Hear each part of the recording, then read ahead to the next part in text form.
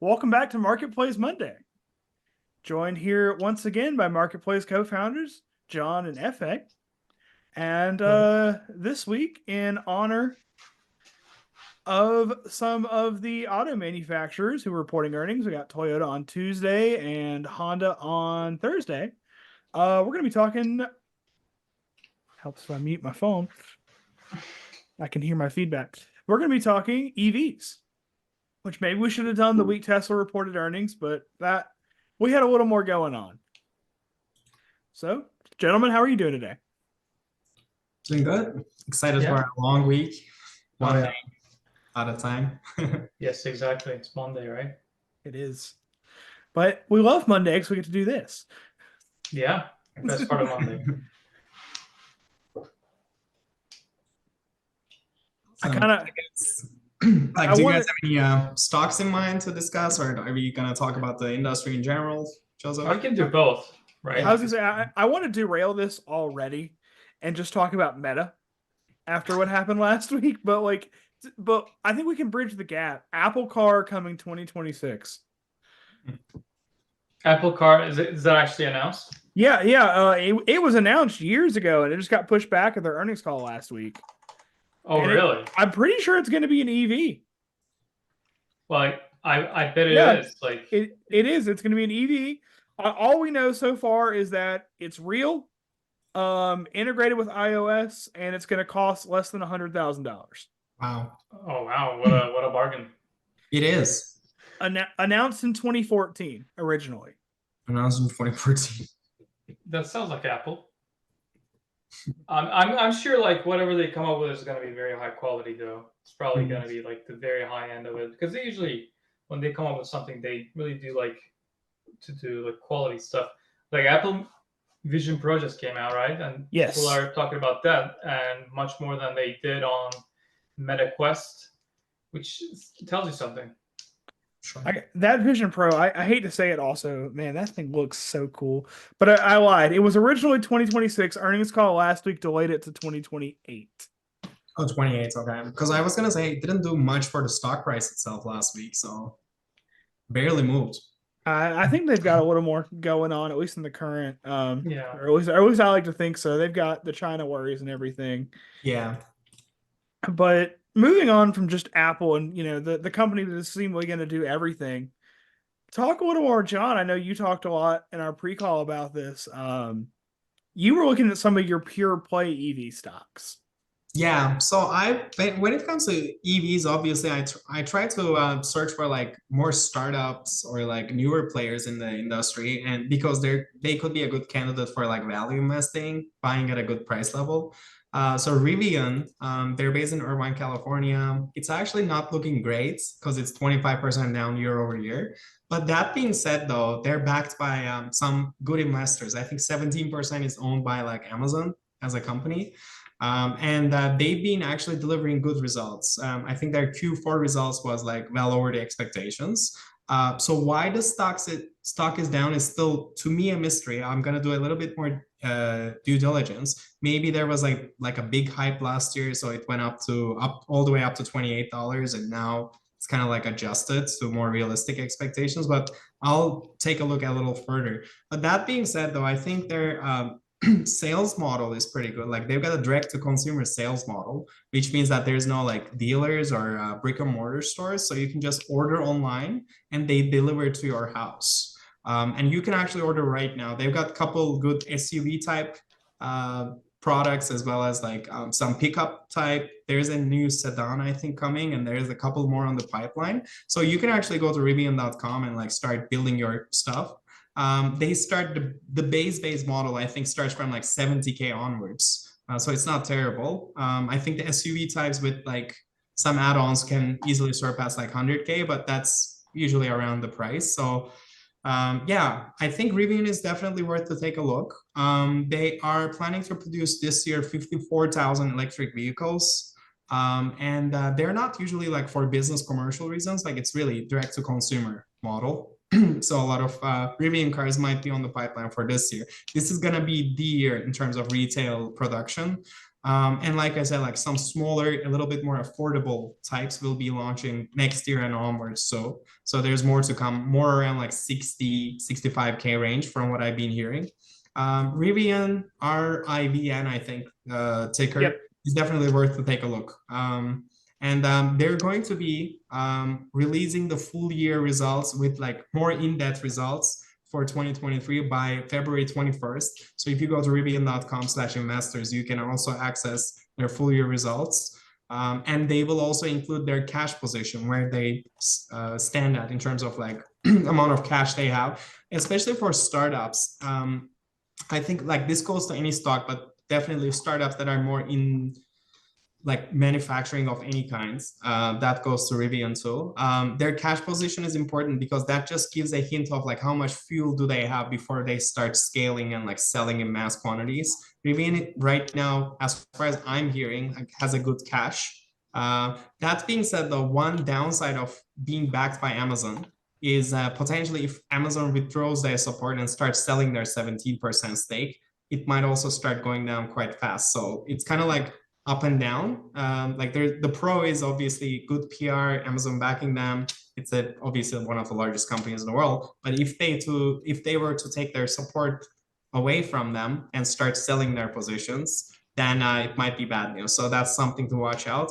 The reason why I'm especially telling this is up until 2022, I think a similar percentage was owned by Ford Motor Company during that early startup stage. And Ford actually withdrew their support and like started to sell their Rivian stocks, which was around like 10, 15% at that time. That actually resulted quite badly for Rivian in terms of both image and stock price. So something to look out, I guess, like when you're investing in startup companies, who are their investors and like, do they own a large share? Because that might mean boom and bust for startup companies.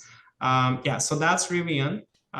One thing, I'm not going to get into too much details, but one thing to stay out, like basically like stay away from, is Nikola, NKLA. I know that a lot of hype is around them because like right now it's trading below $1 and they were all the way up to $65 back in 2020. I think, yeah, July 2020. They had no problem funding at the earlier stages with their initial business plan.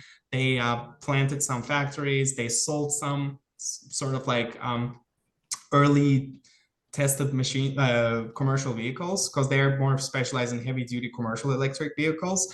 But lately they've been suffering quite badly because their CEO got arrested, indicted for like 4 counts of fraud, which also includes like tax evasion, misrepresentation during investor stage, and all those sorts of stuff. So, and recently, I think November, 4 of their trucks caught fire during the QA.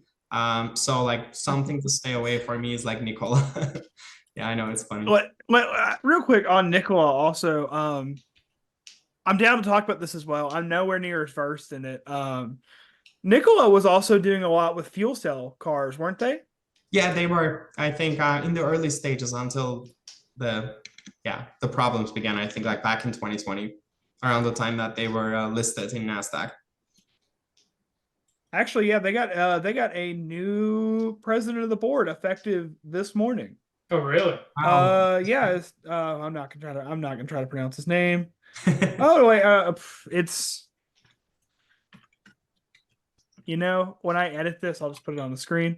But yeah, he comes from Plug Power, real big in the hydrogen business. So it looks like they may be trying to throw their hat into the hydrogen fuel cell ring yet again.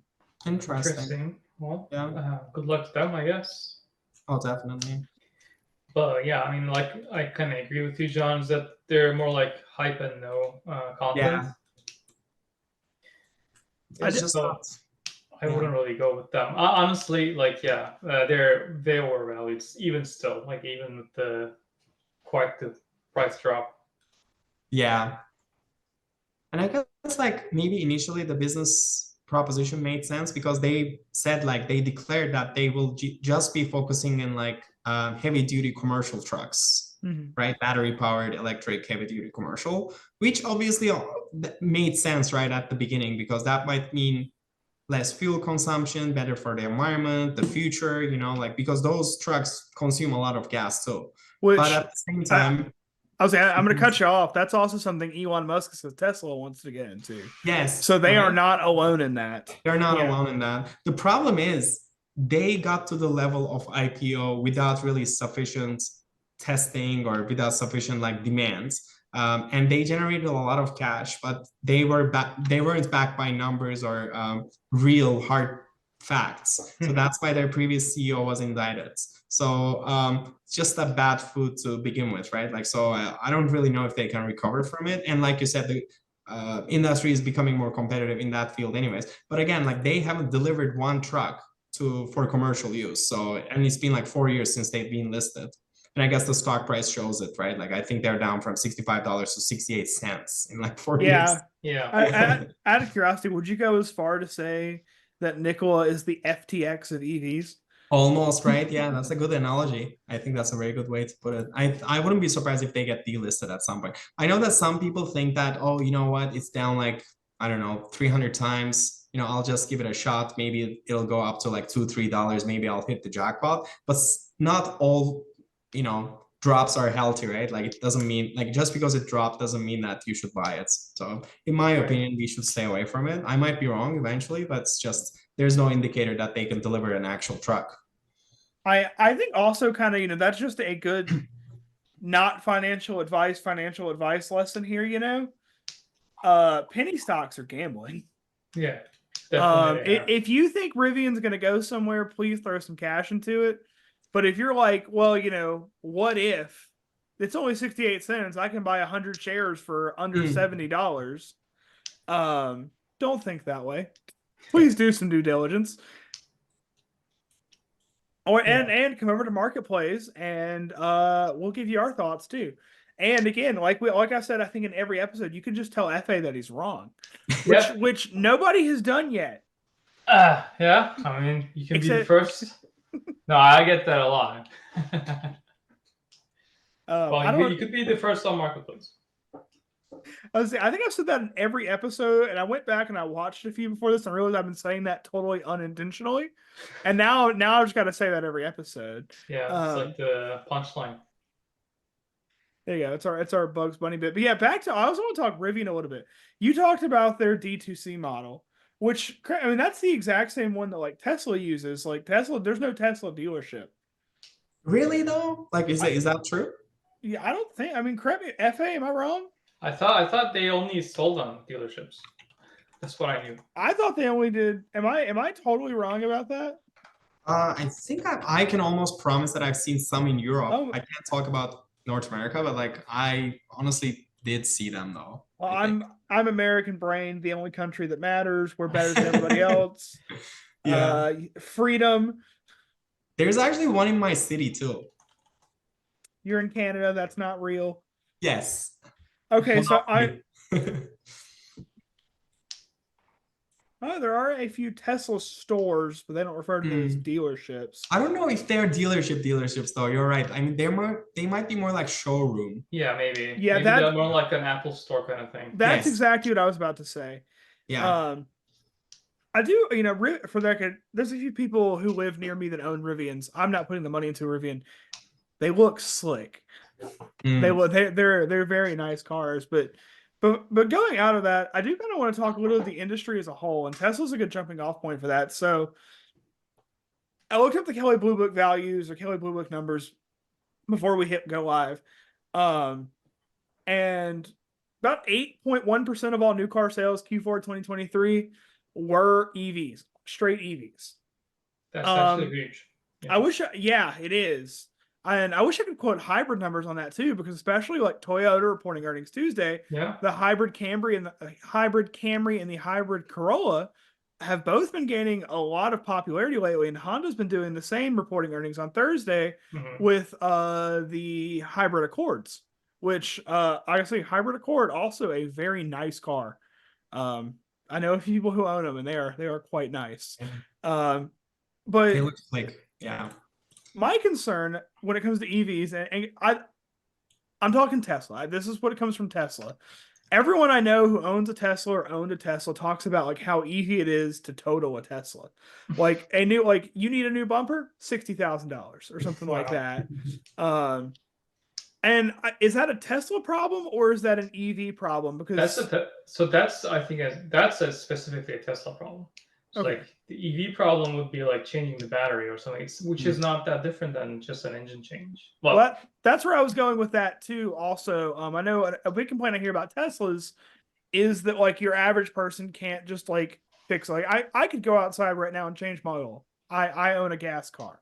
That's not it sucks and I've done it before and I never want to do it again, but I could. I've heard you can't really do that too well with most of your EVs. Like if you have a problem with it, you have to take it to the mechanic. Well, I mean, it is more explodable, the battery.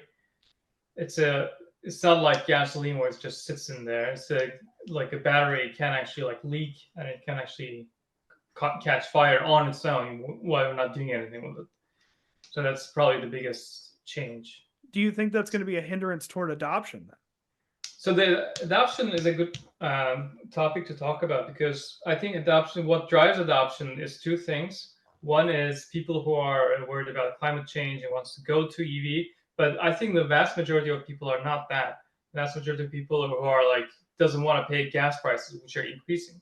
Yes. So what that tells me that if that's correct, then the whole world, especially like poorer countries, are going to go towards EV cars because they're just going to become cheaper and cheaper. Especially like hybrids, you can do both, right? You can have both the reliability of gasoline and the EVs, and which is very cheap.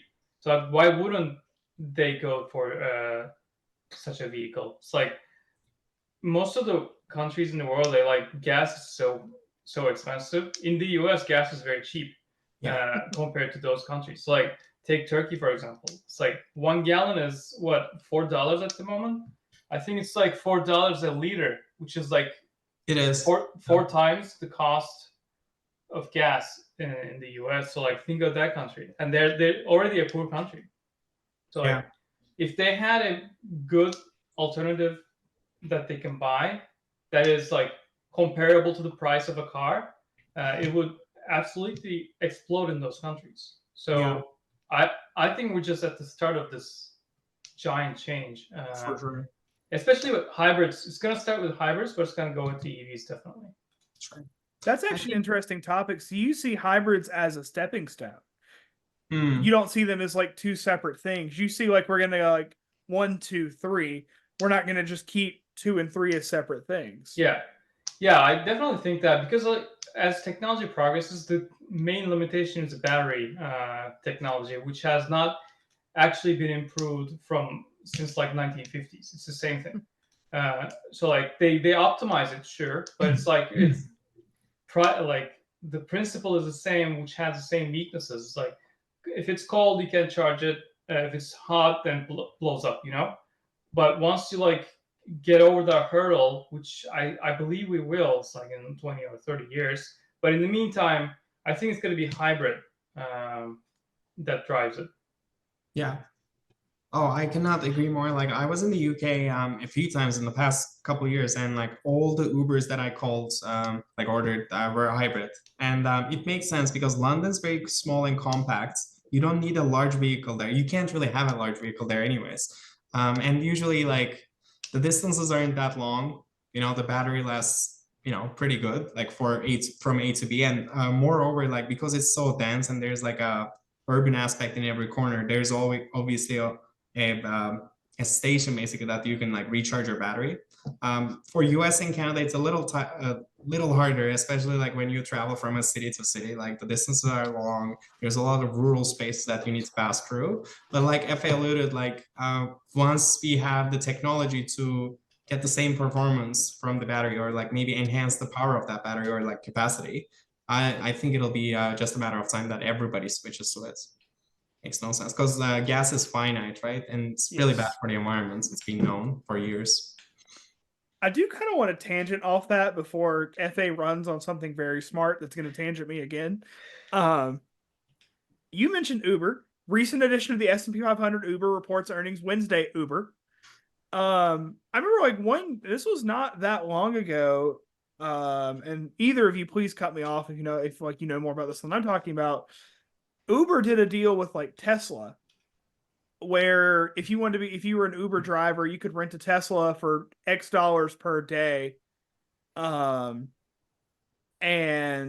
then they would just subtract the earnings, which was great for the gig economy. And also at the time, at least, that was a huge bump for Tesla stock. Like, we saw corporate adoption.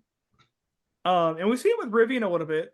A few years ago, AT&T did a huge deal with Rivian to add electric cars to their fleet.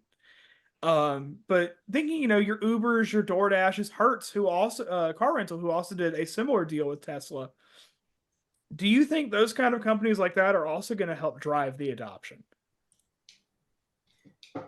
Definitely could. Taxis, like regular type, like yellow taxis, could switch to it because at the end of the day, electric is much cheaper than gas. And it all comes down to the economics. I'm not even talking about like the bad for the atmosphere stuff. Like in reality, some people care about that, but most people don't care about that at all. So the vast majority of people, they're going to look at how much it costs for them to operate and how much profit they can make. And they're going to realize, oh, hey, I don't have to spend as much money for gas after all. So just, especially for a taxi cab, and you mentioned, or like Uber, like you said, it's like they only operate within city limits. You don't actually go anywhere that far out. So like, why wouldn't you switch to it? It just makes sense. I swear, I think you're in the wrong line of business. Between the two of you, you're about to sell me an EV. I've been wanting a hybrid for a while now, but I'm not in the point to buy one. But after this, you guys may have me looking. Talking legacy automakers as well, Ford has been on top of the EV game. Yeah. I know they have the electric Mustang, which is the one I've been looking at. And I know they have more. That's just the one that pops to the top of my head. Yeah, so like the question with that is like for sports cars, like people usually buy it for the show of it. And honestly, electric cars are great, but they don't have the sound of a motor, like a engine, internal combustion engine sound. So like, how are they gonna do that? Because people want to, like, I don't know, feel it. Electric cars kind of feels like a toy, really, as opposed to like, I don't know, a Mustang that goes like boom, boom, Yeah, people buying muscle cars are in it for that thrill, right? Like the sound and like they feel like they're in a powerful beast. Like, how are you gonna get that with the EV? I don't know. I mean, as if it's like if it can become like faster than an internal combustion engine, then maybe it'll be used as like racing cars, and then it'll catch up. But I don't see it happening anytime soon. 20 years, you were saying, right? Yeah, maybe. So you're saying as soon as we get EV NASCAR, it's over? Yeah. I don't think you're going to get EV NASCARs. I don't know. Maybe you will. Well, I mean, that's a great point. Like, I think we're all three in agreement that like EVs within our lifetime will become the majority. Easy. Yeah. So at that point, do gas cars just become a niche? Like, I mean, I feel like you're never getting rid of them. Yeah. Especially without all the all the infrastructure here for them now. Do they become just a niche, or will there always be that subset that you won't take it away from me? I mean, I think it'll at some point die down. Like it'll be just like an antique thing it'll just be there, kind of like horse riding. That's what I feel like. Yes. Yeah. It's just the economics of it. Like, I'm not even talking about like gas is gonna run out, and like there's all these wars happening all over the world with the gas stuff. There's always like this thing. It'll be just freeing for especially like developed countries. Like, then they don't have to like spend all that military money on trying to get gas from other countries. It's like that's true. And then they can spend that money on something else, I suppose. I vote for healthcare, but that's another podcast.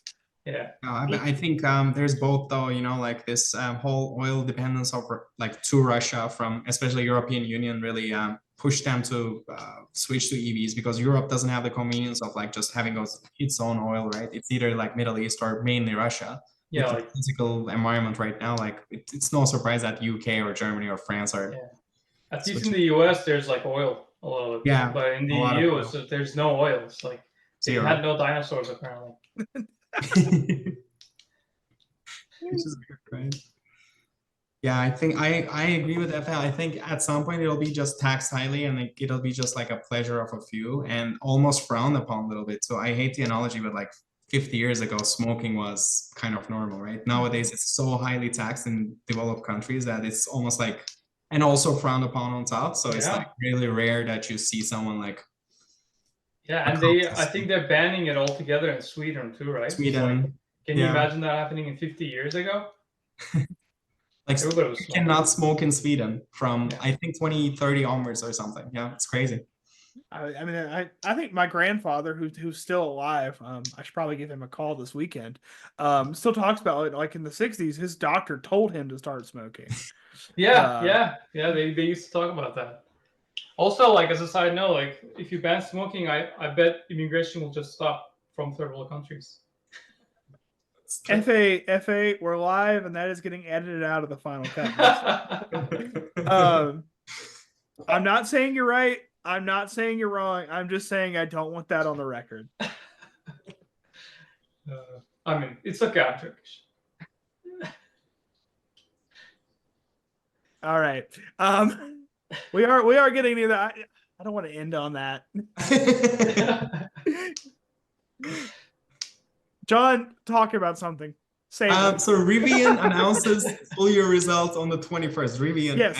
RIVN, full year results announced rivian.com/investors on February 21st. If you're interested in knowing more about Rivian's last year full results, check it out on 21st. Yeah, I don't remember what day. That's what, a Tuesday too. Yeah, nobody good reports earnings on a Monday. I say as McDonald's and Cat both did this morning. Yeah, McDonald's was down like 6%, I think, right? They couldn't sell enough burgers. Well, Mr. Efe, if you watch The Day We Play, presented by MarketPlays.com on TikTok, Instagram, and Twitter every morning, we did a quick 1.5-minute breakdown this morning about what went wrong at McDonald's earnings calls. Mostly that year over year, same store sales were not as high. Yeah, well, unfortunately. Starbucks was another interesting one that you also focused on last week. Starbucks. Yes. Yeah. Starbucks, solid dividend. Have they broken 100 yet? I have an interesting question. Like, do you guys foresee Starbucks automating the orders and even automating everything at some point? Like, do you really foresee them still employing as many people in 5 years? Okay, so I'm going to talk a little on that because I spent 2-ish years working at a Starbucks, and my wife spent 2 or 3 more after that. Then girlfriend, now wife. And as many people, no. But like one thing they talked a lot about Starbucks, and you two being from a European culture might be able to like talk about this, is they really valued the idea of it being your third place that wasn't work or home. And one of the big things that like we were very Chick-fil-A-ish encouraged to, strike up conversation. Someone comes sits at the bar, someone's waiting for the coffee. They put, at least when I worked there, and this was only what, 5-6 years ago, maybe 6 or 7, really. It's 2024. And they put a lot of value and a lot of like time and a lot of training into like just making conversation with people to make them feel welcome. Aspect. Yeah. I mean, that's what they always said. It's like, people come here, like what they told us at least, and this could have just been corporate training BS, was that we want people to come here because they feel welcome or because they want to hang out here. And people that want to hang out here just happen to buy coffee. I see what you mean. Yeah. Like I was just curious because like that might have big implications. I know Starbucks employs like, I don't know, like 100,000 people or something. It's insane. Yeah. It's insane. Like I think it's more than McDonald's, which is like people will be like, are you crazy? Are you serious? Like I think it is true though. Really? Wow. Yeah, I know. I guess there's more Starbucks than McDonald's. Yeah, I think so too. And there's less competition maybe in that field too, right? McDonald's has like 10 different competitors. Yeah. Starbucks' 2023 total workforce was 381,000 in North America. 381,000. McDonald's was I can't find a good number. About 200,000. So yeah, John's right. It's almost double.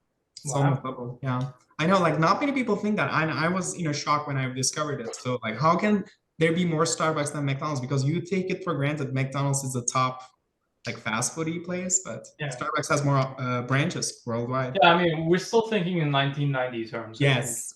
I'm That's becoming a boomer officially. Yeah. Back in our time, McDonald's was the shit. It's like they didn't have Starbucks then. So like that's probably what we're thinking, because people just aren't eating fast food anymore as much. True. No, which again, it actually was a great read going back to McDonald's earnings call this morning, was how safe is McDonald's? Because a lot of people are still calling it a defensive play, but in an inflationary environment, less people can afford to eat out. Like, That's a very good point. I'm going to go on even example. I think it was Saturday morning. My wife and I were out and about, so we went to McDonald's breakfast. It was like $19, and we just got 2 combo meals for breakfast. And like That's actually not cheap. but yeah, exactly. Like we live basically in the middle of nowhere. No special drink, just 2 combo meals with sodas. That was it. That's actually much more expensive than I thought it would be. I Mm. thought because people usually like go to McDonald's, get like a cheeseburger, which used to be like $1 or something. Yeah. That was the meal. I might be over exaggerating to get 19, but it was above 15 for sure. Wow. I was like, why are we paying for this? Yeah. That's one Starbucks venti coffee though. Mm. I mean, but if you go to like IHOP or something, you're not going out without like a $50 maybe. Last time, this is so off topic. Last time we were at IHOP, the waitress told my wife how nice it was for her to bring her dad out to dinner sometimes. So I'm afraid to go back. Or you did that? Yeah. It was just me and her. That's fine. Oh no, that's live on the podcast. Okay. Cut it out. So, yeah, that's where I edit these. yeah, exactly. I'm just gonna re-record all these to make myself look good. Okay, so yeah, we are. I think we are officially to the tangenting point. So I'm gonna try to wrap this up. So talking EVs again, stocks we kind of agreed we're looking at. Rivian looks kind of nice. Stay away from Nikola.